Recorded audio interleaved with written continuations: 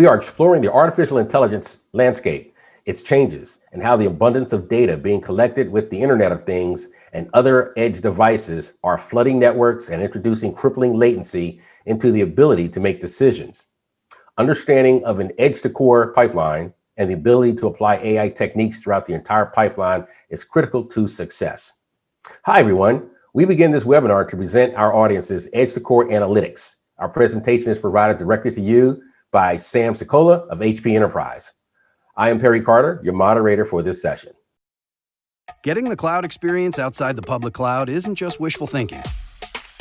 It's HPE GreenLake, bringing the cloud experience to your apps and data, even the ones that can't go to public cloud, letting you consume everything as a service.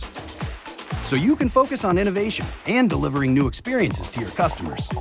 Together, we determine what workloads you need, give you just the capacity you need to get started, and give you the power to add more with a click, while you pay as you go for it all. No over-provisioning, no underutilization. HPE GreenLake works with everyone you work with.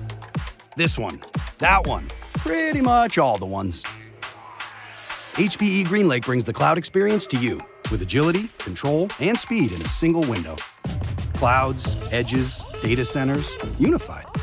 Plus experts who can manage everything so you can innovate more and get to market faster, up to 65% faster, while developers can deploy without constraints to launch the next app or the next big thing. You can't get this from imitators. You can only get it from HPE, the partner that's been doing it for a decade. For a cloud experience 99% of customers are staying with, just GreenLake it. So let's rewind. Get everything as a service, pay as you go, add capacity with a click, and have it managed for you. That's the cloud experience brought to your apps and data. Experience HPE GreenLake. In his role as Assistant Chief Technologist for HPE's Department of Defense Business and Public Sector Chief Technology Officer Lead, Sam is responsible for providing broad technical thought leadership around the pan-HP portfolio, bringing innovative and strategic direction to the account team.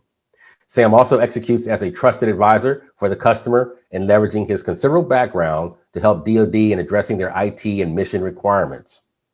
He plays a highly active role in maintaining existing and developing new account relationships at the CTO, CIO, and other key executive levels within the account, while leveraging internal relationships within HPE Labs and all other parts of HPE and our partner community.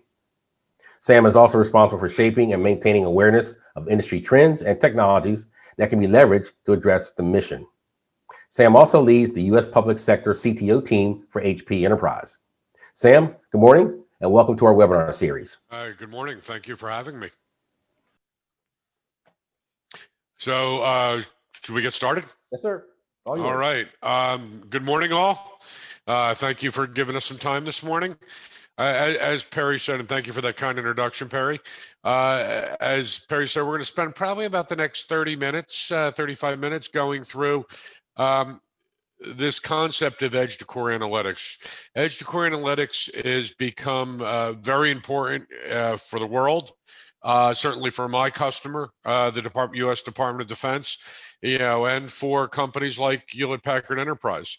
From HPE's perspective, we started this push to the edge about 4 or 5 years ago. When we realized that this idea of the traditional data center, bringing everything back into a data center to do analytics, presents a series of challenges, for everybody.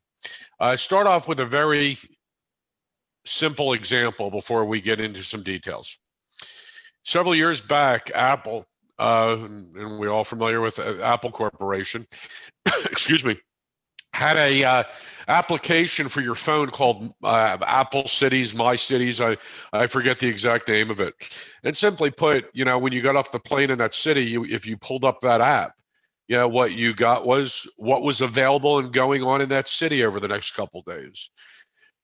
What Apple realized in their initial architecture of that, it all went back to a cloud or a data center environment that was running in Apple's facility in Cupertino, California. Well, that presented challenges. That presented latency, that presented bottlenecks on the network, that made the user experience of that app less than less than they wanted to provide. So what Apple did is they went and put servers in all the major cities, and now I don't think that app even exists anymore. But when they made this transition, if you got off a plane in Philadelphia and pulled up the app in Philly, you never left Philadelphia as far as your experience is concerned. That presented a lot better experience of latency, that back and forth time in getting results, as well as less network bottlenecks, because only the people that were in Philadelphia were leveraging going back to the servers in Philadelphia.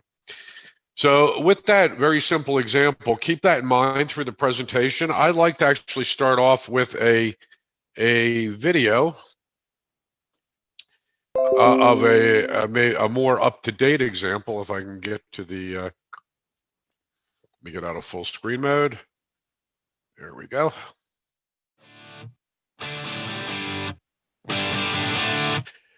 So what you're about to see is our work with Mercedes-Benz. I'll let the video play and then we'll talk. From HPE Discover in Madrid, Spain. And I am a general manager and vice president of the business unit that handles the IoT and edge systems for our company. And I'm very excited to be with a special guest here with Matt Harris. And Matt, tell us a little bit about yourself and your company and what you're doing, the exciting things you're doing out at the racetrack. Glad to be here, by the way, and helping you and show off what we're doing together as a company. So I'm Matt Harris, head of IT. Been with the team 20 years this year. So the last 5 years have been amazing for us, obviously with the 5 double world championships. Helped by our partners, particularly yourselves this year. We've made some step changes in what we're doing, particularly in the factory with some compute, but at the edge as well. And next season we've got some exciting things coming. So IT plays a big role in your success. Without IT, and without it realistically we can't perform, we can't do things as a team. Now we have to make sure that IT is not seen realistically. We want to make sure the team can perform at their best, but doing what they want to do, not worrying about the IT. So we want to try and make sure that we're almost invisible, but giving them all the tools that they need to do their job. Tell us a little bit about, you could brag a little bit about your success recently. Tell us about that. So the last 5 years have been amazing, obviously. The 5 times world champion, 5 times double world champions. I'm lucky enough to have a 6th as well from a few years earlier, but the last 5 have been incredible. I started off years ago. When I started off in IT in Formula One, realistically we had maybe some ISDNs, maybe a satellite telephone. So data at the edge, there wasn't much. We had sensors on the car, but maybe 10 or 20 sensors and maybe a few meg of data you were generating. Now we're 0.5 terabyte of data at the edge. We have an Internet of Things that most people turn around and they think about your sensors, maybe your mobile phones. 300 sensors on the car. 300 sensors on the car. 300 sensors. Doing various different jobs for us. And you're measuring the data at the edge, which is the racetrack, which is your garages. You're measuring that in terabytes now. Yeah, so we have about 0.5 terabyte per race weekend from the 2 cars. That data we then are using real time as well as historically to turn around and make sure we're improving what's going on. Real time at the edge, we have to turn around and make sure we make strategy decisions or we make changes to the car, improvements to the car. All is based on data though.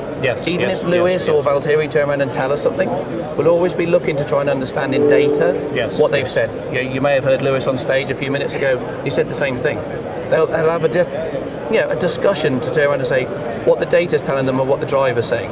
Now that might just be a terminology thing, and then learning about what one driver says, how they describe it, what the data's saying realistically is happening. So we're always computing at real time. We have to make decisions in seconds. If we don't do that, it's the difference between P1 or P2 in qualifying. So a turnaround of a few seconds to get data, make a decision, is really, really important that we have that information at the edge. We have it in the factory as well, but the edge is critical, particularly in qualifying. So you said so. So I'm going to stop the video there. There's another 5 minutes of it that, the link will be provided to listen to the whole video. That I want to stop there because that is the key point. What you heard Mr. Harris say is that they're collecting 0.5 terabyte of data on every race, And making decisions at the edge is the difference between being first or second, right? So if they had to bring that data back into a data center and have the data center then tell them, here's what's going on, that latency would be the difference between first and second, or second and third. You know, but now let's apply that to protecting our nation. Let's take this same exact scenario and look at it from the warfighter perspective. The difference between first and second in a race, or the difference between first and second on the battlefield. What the difference between first and second on the battlefield means is life or death. If we take a look at a scenario here that I've painted out, you know, one of the ways we protect our nation and fight wars, you know, is through the information that satellites give us. Satellites are collecting information on a consistent basis. In a traditional non-edge compute world, that data is then beamed down to a ground station. As you got a picture here in the middle, I'm going to paint out this slide. That ground station data is then ushered back into a data center where artificial intelligence and other analytics is done on it. And then that learning that is presented back out to commanders at the Pentagon and across the globe to make decisions. That is the traditional way of collecting data and sending it back to data centers. The scenario that we are now facing is, what if that data really never ever has to even go back to the ground station? What if we can complete that continuous improvement pipeline at every step of the way? So that would mean doing data and analytics at the satellite, doing data and analytics at the ground station, and then doing data and analytics back at the back in the data center. Right? What would that mean to protecting our nation? Well, we just heard what it means to Formula One is the difference between first and second place. I think that hopefully says a lot. So some of the traditional security challenges, we're going to talk a lot about security because this analytics can't be done in a vacuum, whether it be in the Formula One environment or in defense of the nation. Security plays a key role. And I'm going to talk a little bit about not just industry trends, but also what HPE is doing to kind of protect that, to not just serve up these analytics, but also protect what's being done. You know, very simply put, right? You know, cybersecurity is the top of everybody's mind today. And when it comes to this type of intelligence, whether it's in making racing decisions or making mission battlefield decisions, the last thing we want is this data to be exposed and this intelligence to be exposed to our competition or enemy, depending on what context you put it in. So I think before I get into talking about what's being done to solve these type of problems, I think I'll take a pause for a minute. Perry, with that, are there any thoughts or questions on your end? Yeah, thank you, Sam. That's correct. The computing ecosystem for Formula One, as was mentioned in the video, for first and second place is just as critical for our warfighters. And you're right, it's life and death. Actually, this brings mission critical performances to the tactical edge with a tailored blend of compute cores and storage that runs our apps, either containerized or disconnected. So we'll have more on the other side. When I chose to go to the Air Force Academy, People asked if I was going to be a pilot. Sure, I can do that. I can also be an engineer. I can be a doctor or a lawyer.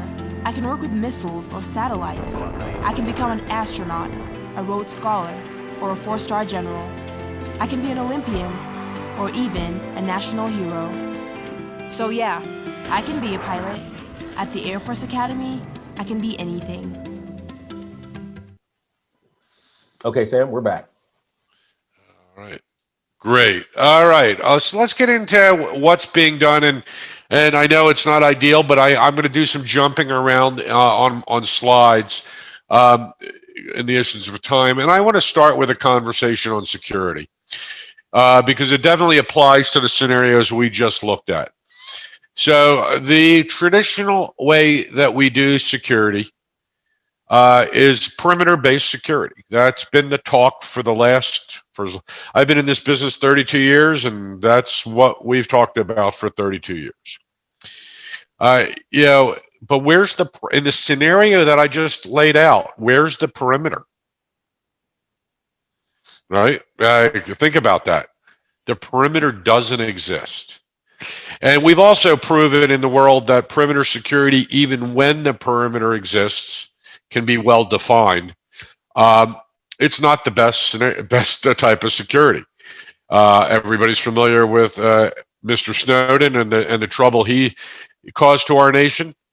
He was a vetted, trusted, security cleared contractor with the intelligence community.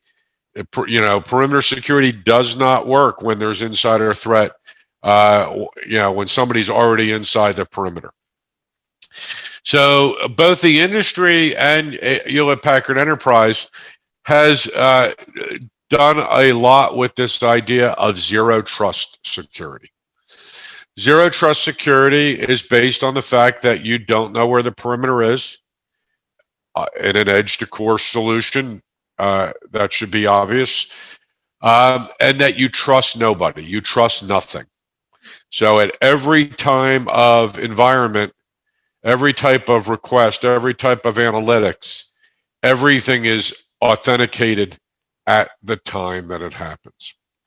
There are for you history buffs that have want to do some research on the innovation of where zero trust security comes from. People on the call may be familiar with the Open Group, which has been a long-standing consortium in this space. The Open Group, going back 20 years ago, had a forum called the Jericho Forum.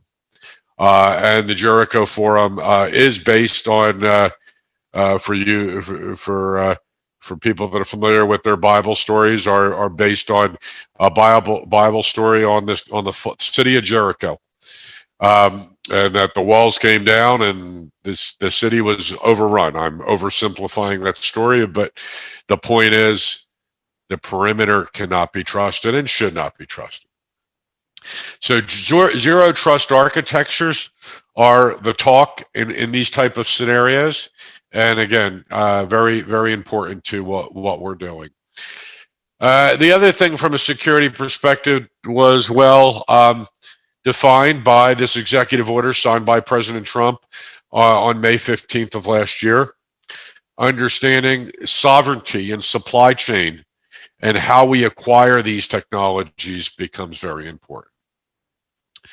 So I want to talk a little bit more about security, and then we'll get into the analytics piece of the discussion.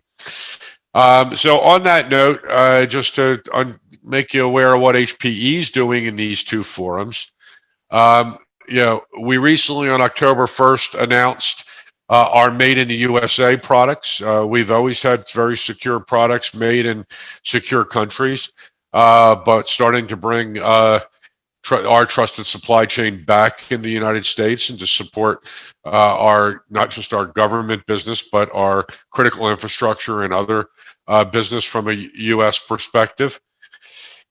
And then building on that, how do we secure and present the zero trust environment?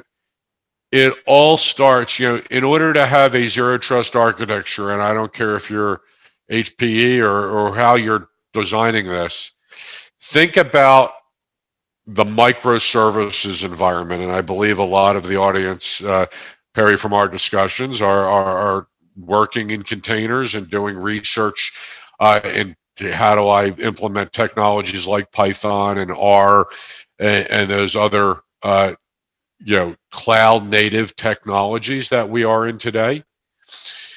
You need to be able to secure it from the root. And that's whether it's in hardware or software. In this example here, I'm not going to go into details, is based on hardware. As you might imagine it from HPE's perspective, we manufacture a lot of hardware.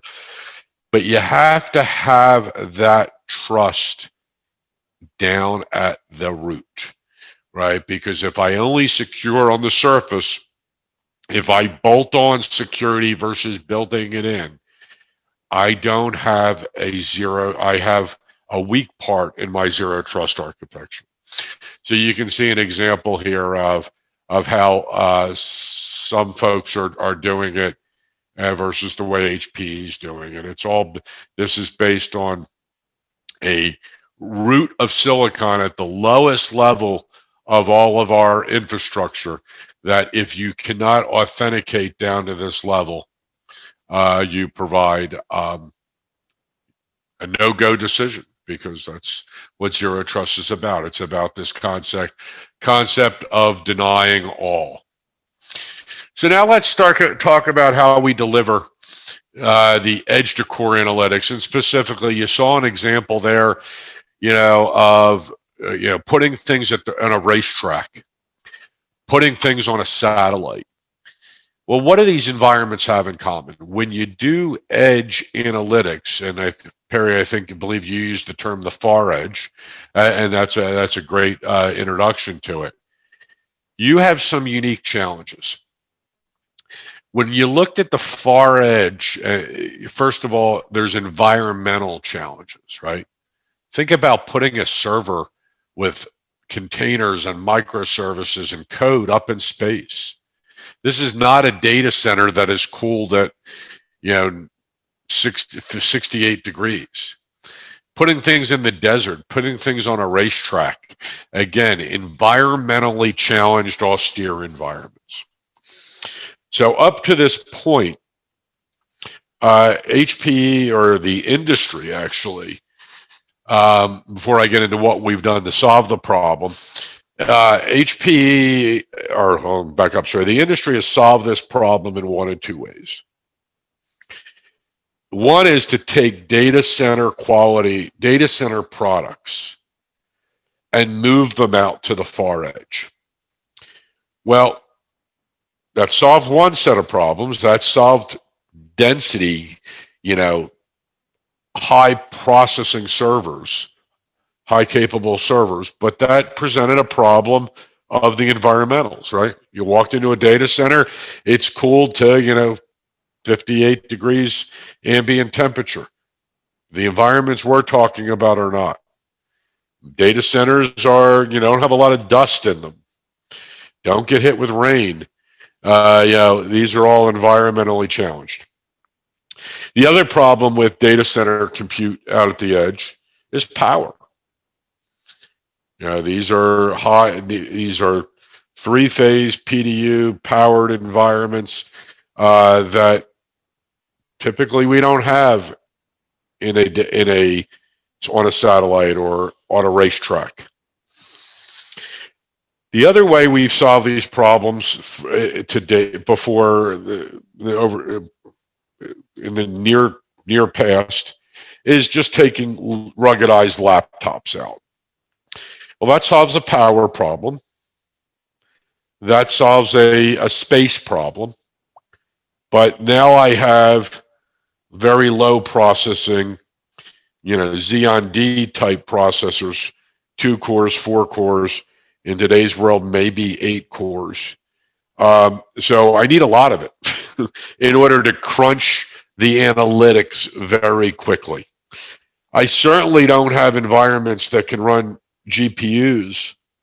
And when we're talking about this type of real-time analytics, most of them today are leveraging GPUs. So what you see in front of you here is a box called the Edgeline 8000. This box really solves both those sets of problems that we talk about. The first thing you'll notice is the size. It is a size of a toolbox. And I actually think I have the dimensions on the previous slide. Yep.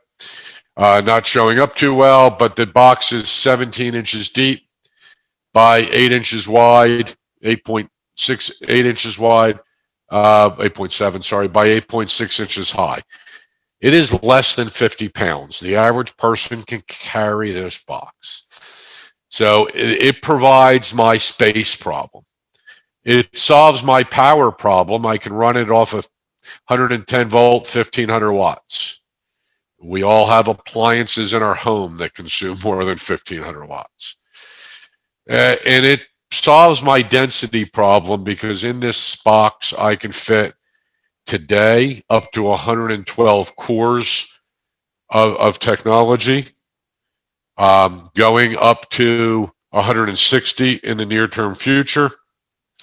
I have up to 3 terabytes of memory. I have a 1/4 petabyte of storage. I have data center compute all running in a package that is NEBS 3, which is the highest level of commercial ruggedization, or mil-spec if you're delivering it to the military, all running in that environment that I can put it outside the data center.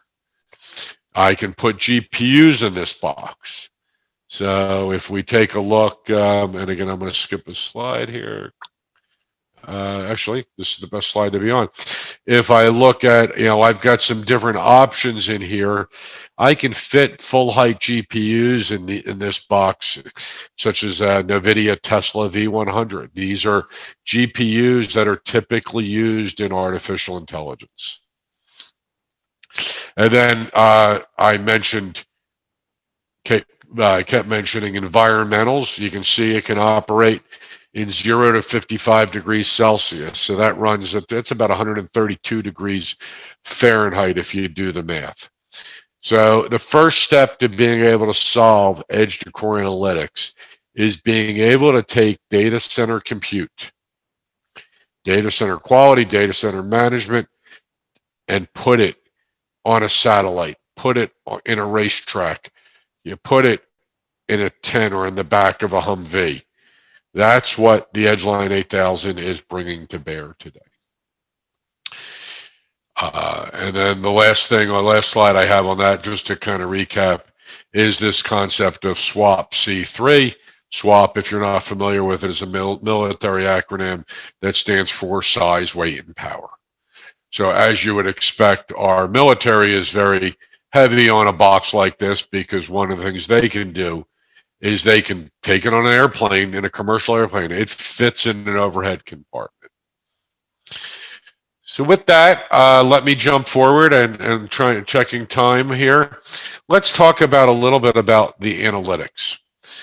The idea of providing analytics anywhere starts with the ability to do it in a cloud native environment, right?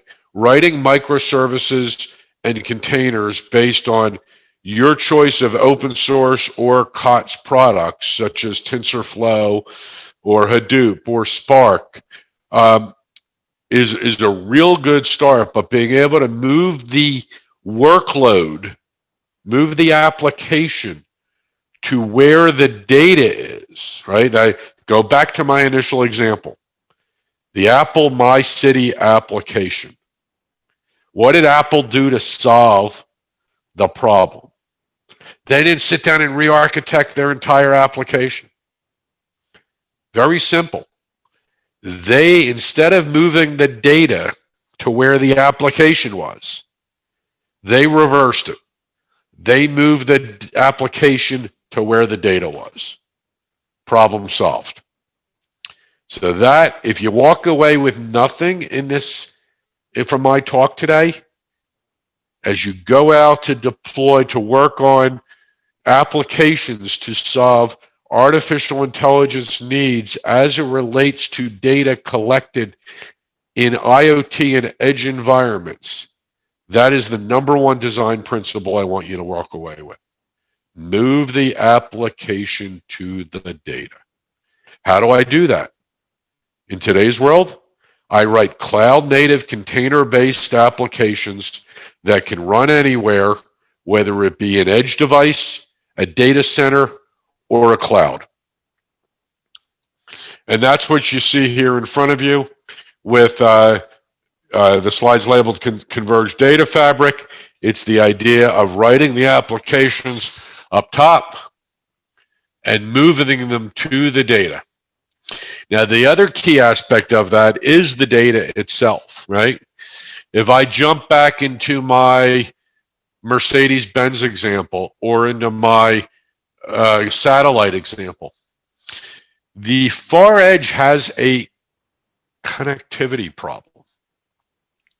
I need to be able to architect applications so that if it cannot look at the entire ecosystem of data, it can still make intelligent decisions. Why do I need to do that? In the military world, it's referred to as a DDIL environment, which DDIL stands for disconnected and intermittent latency. Disconnected and intermittent latency. This means the communication between the edge and the core is not always available. And if it's available, it might be a satellite link that's, if you're lucky, 1 gig a second and, over 500 milliseconds latency. So the edge needs to be able to perform autonomously like it is disconnected. Let's talk about a non-military example. Think of an autonomous car. Right, we're all going to see autonomous driving in our lifetime. As we all know, it's going on today. Well, if I'm driving down the street in an autonomous car, and I'm on a highway, and there are 2 cars each on the side of me, and there's an object in front of me, a stationary object, I need to be able to make a decision very quickly on what the car needs to do. Do I plow on the brakes? Maybe there's not a time for me to stop.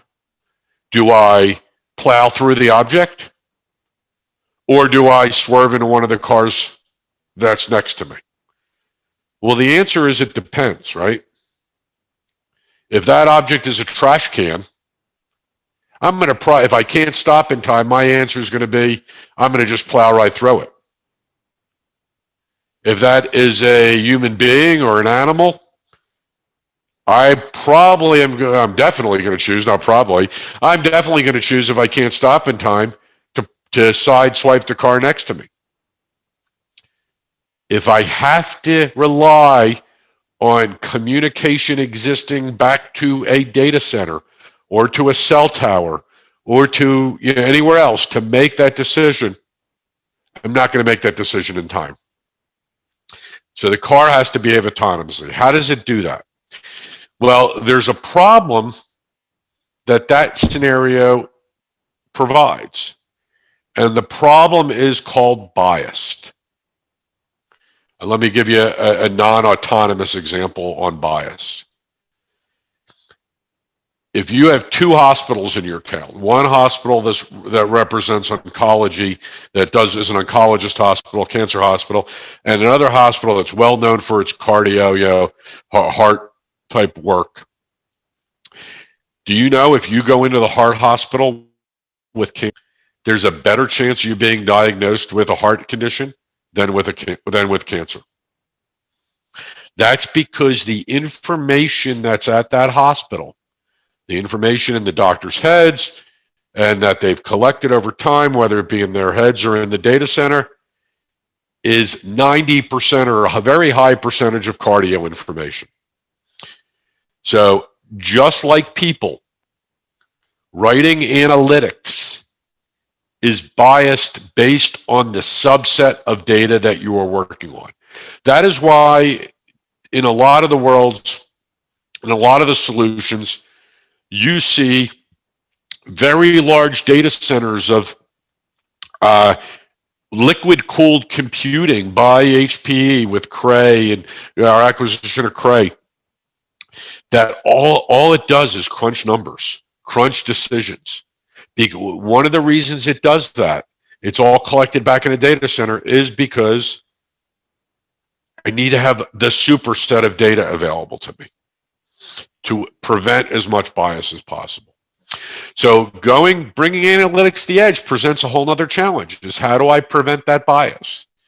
And the way you prevent that bias is by providing a data fabric that stretches across the entire federation, that doesn't move the data back and forth, but moves the telemetry, the metadata, so that if the edge becomes disconnected, it still has awareness of all the other data that exists out in the superset. It may not have access to it, but it has awareness of it. And that's what HPE is doing with our data fabric here that you see referenced on this slide. And here's just another kind of a DoD example using different DoD locations of Landstuhl, Germany, and Bethesda, Maryland, and cloud environments of how you would leverage that data. The other key piece that this environment brings is, right, if you are familiar with delivering microservices, delivering containers, there's two problems with that.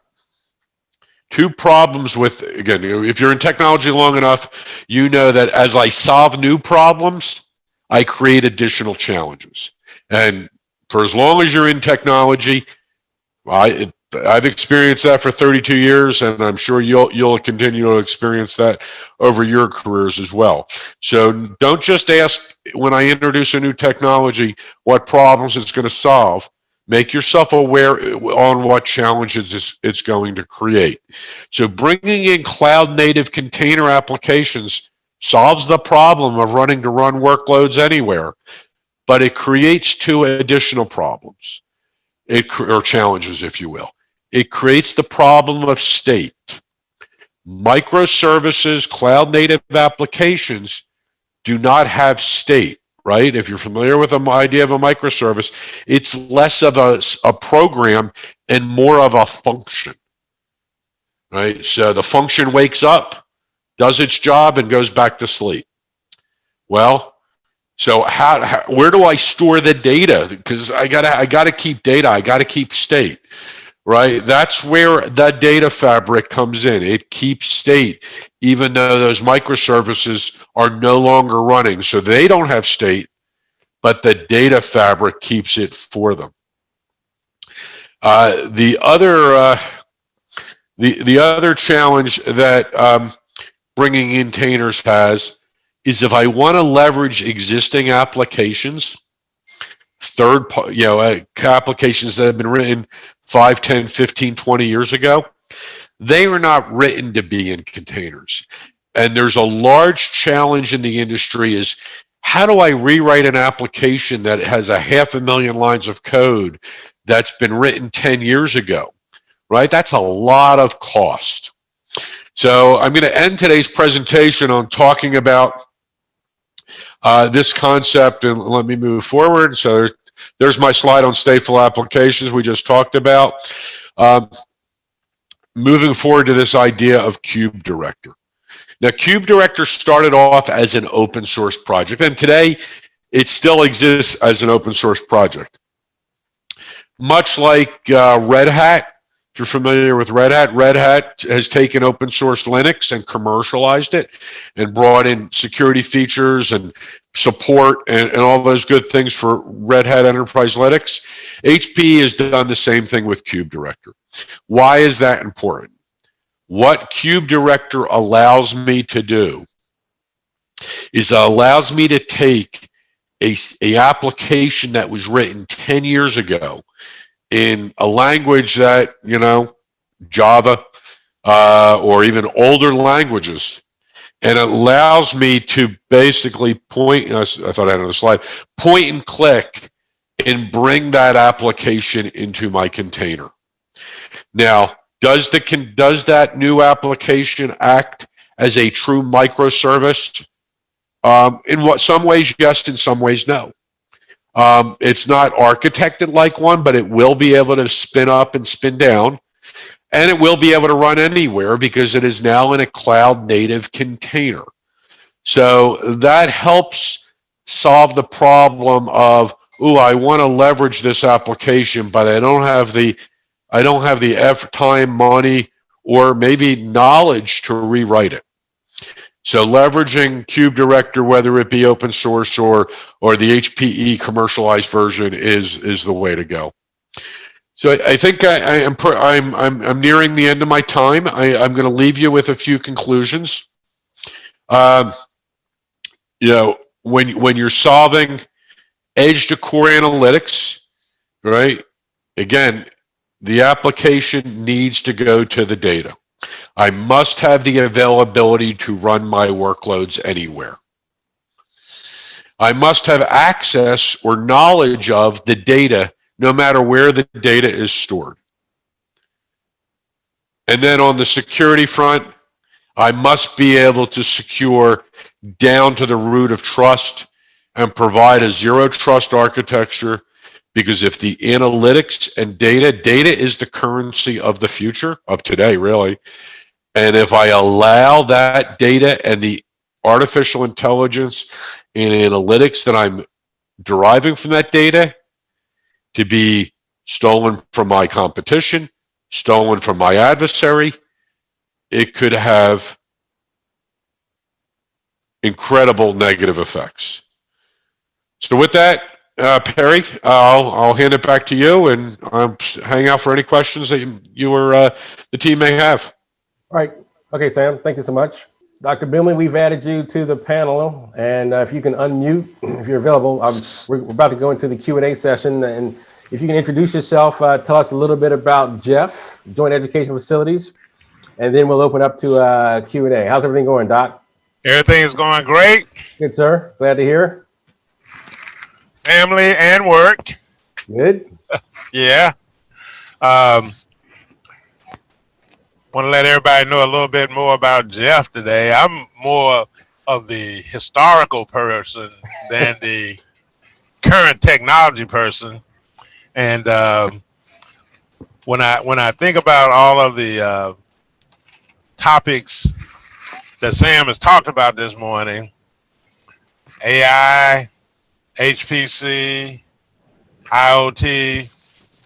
Well, Perry, you know that Joint Educational Facilities started working with AI back in the late 1980s, when we produced the artificial intelligence model of a black teenager written in the AI language Prolog.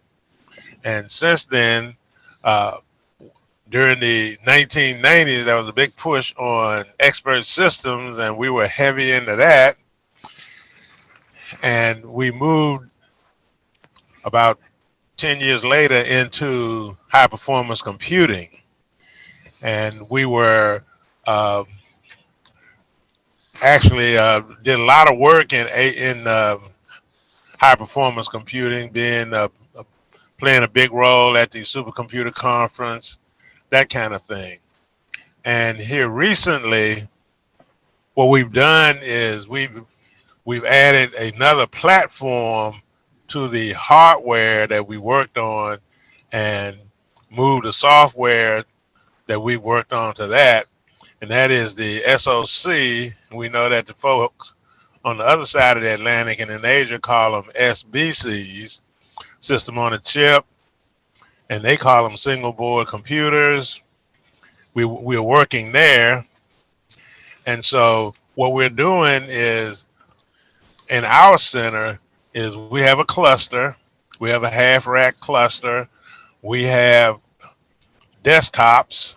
That's the other platform that we have. We have we have a couple of portable clusters, and with the SOCs, we now have that platform. So we can actually teach our students the various concepts from the edge back to the data center. Now, we don't have the quality of hardware that HP is talking about, but what we do is we teach our young people everything from scratch, and we do it conceptually, and that's basically where we are at Jeff. So, sir, you talked. You brought me back some memories. Back in the 80s, under my undergraduate degree, writing my college thesis in Prolog and Lisp. Prolog and Lisp. Remember those days every once in a while. So Dr. Billman, real quick, where are the kids that we used to work with, like Dwayne and William Humans? Have you heard from them recently?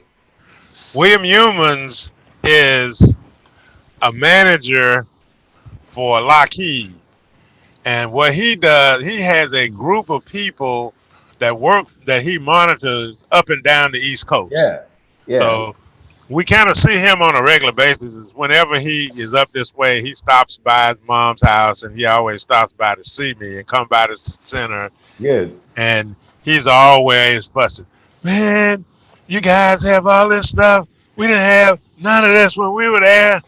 And I keep telling him that the work that he and Dwayne did on the AI model of a black teenager was what propelled us to move forward.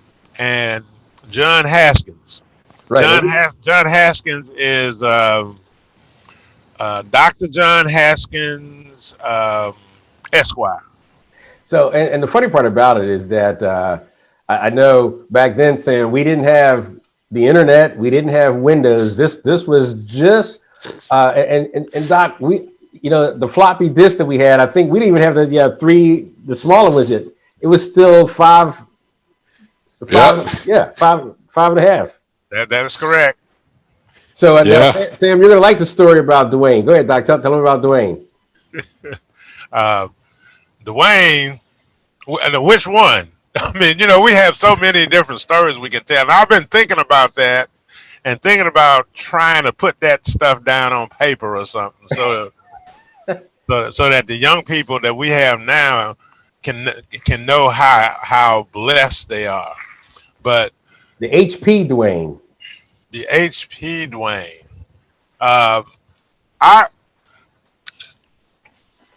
I'm not sure what he did at HP. The last I heard from Dwayne, he had left HP and he had gone to one of the Department of Energy labs. Whoa, okay. And good for him. And he was trying to move forward on his PhD in physics. Wow. Yeah, because that was his undergrad. He did Carnegie Mellon. He went to Andover. That is correct. Went to Andover. He went to Carnegie Mellon, and he got his degree from Carnegie Mellon. Yep. And I don't know whether that wore Dwayne out or not, but the two of them, William and Dwayne, were superstars, and I just have so much respect for them and their ability, and the drive that they had at that time. They were into everything. Right. And Sam, those were the young men we had working on Prolog, on that the model of a black teenager. It was shopping habits that we did. Teenage girl shopping habits. Yeah. I was about to say, because the guys don't do that much. How to write a research paper, how to do a science project, all that kind of stuff. We had little systems that could do all of that. And the Black Teenager Project, we have been trying to get a bunch of dedicated teenagers to work on that and to upgrade that using current technologies, where we would be actually using 3D modeling, and we would be using the AI markup language, that kind of thing, giving the teenager personalities and all that. But you know, when what we're trying to do is to find young people that are going to take that and run with it, and because we don't have the time now to hold their hands to guide them through every step like we did back then. Right. There is so much going on until and then we're these people who try to take them from scratch and bring them all the way up to the top. It's getting real difficult for us, and that's Brian's challenge. We'll definitely let them know. So we do have a couple of questions. One question, I'm going to read it verbatim, so I'll make sure I get it right, is this for you, Sam. Would you repeat the way to prevent bias when writing analytics? So I read the question verbatim. Absolutely. So the problem of creating bias, let's make sure we understand that, is when your artificial intelligence or other analytic routines do not have knowledge of the entire superset of data. So they will make biased inferencing and decisions based on the subset of data that it has. So how do I prevent that? There's one of two ways. Traditionally, over time, we have collected all the data, the superset of data, into a data center and made it all available to the application. When you're dealing with edge, again, that presents a problem of latency. So how do I do it when I want to do the analytics out at the edge? I make sure I have the availability of what's referred to as a global namespace or a federated data fabric. This data fabric does not move the data from the core to the edge, but this data fabric makes the edge, the autonomous car, in my one example, aware of the data. It brings the metadata forward so that a decision can be made with awareness of the superset of data. Got it. Yep. And we have another question. This can be for anyone. So we're now working with the junior ROTC units and the high school computer competition. In fact, Sam, Dr. Bimley here is the creator of the National High School Computer Competition Program for BDPA. That was launched back in 1986. And so the question would be, how can we actually take some of these examples and move them into the high schools for some of our competitions? And I think maybe part of that would include the robotics programs that we have, or even the drones. How can the students start to leverage some of these technologies and some of the hobbies that we work on now? You want me to take a crack at that first? Yes, sir. I don't mind. Yep. I mean, I think it starts, so, if I was a young kid today trying to learn how to write analytics, edge core, back and forth, I'd start with the open source community. Pulling down tools and learning, whether it's the Apache tool sets or other tool sets. I think there's a lot of good technology in open source today, and that's where I would start. And Jesse, your kids, the IT Showcase comes to mind, Mobile App Showcase comes to mind, and we're actually working on the Smart City Showcase for FY21 and 22. Your thoughts? Yeah, I think that we just have to get more of the professionals in gear to interact with these young people. I mean, that we had a talent out there. We're getting to the point where professionals are so bogged down with what they do until a lot of them just don't have the time to spend to work with our young people. And our young people now need a lot more interaction than they did during Dwayne and the other young man's day. You know, we have to be able to give them more. They need more. That is the way that our education system is training them. I agree, Doc. So if we don't do that, we, meaning our country, is going to be behind the 8 ball.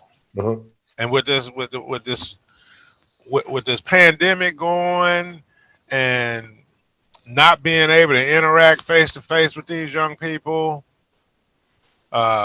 they get away with a lot, and so they miss a lot as a result of that, and that's going to wind up hurting us. Yes, sir. So what I'll do, we're about to adjourn here, but I know we did one of our earlier calls. We did speak to talk about some of the things with where we can help with legislation. Right now, we've already made some headway with getting the junior ROTC units involved in cyber and STEM. But I can see maybe we can extend that to possibly getting some support from certain reserve units in different communities. And a lot of veterans that are leaving the military can actually spend some time with the kids, because a lot of people are in transit and they still need something to do, Doc. So we're not going to solve that today or probably in the next few weeks, but we can definitely have that dialogue next fiscal year, next calendar year, and I'll be more than happy to take any suggestions as well. So that pretty much is a wrap, gentlemen. We don't have any more questions in the queue. And again, Dr. Bimley and Sam, thank you so much for this morning. Thank you for having me. Yes, sir. You have our numbers, and again, greatly appreciate this. Thanks so much. Thank you. Have a good day. Have a good day, everyone. All right, gentlemen. Be safe out there. Yes, sir. All right, You take too. care, guys.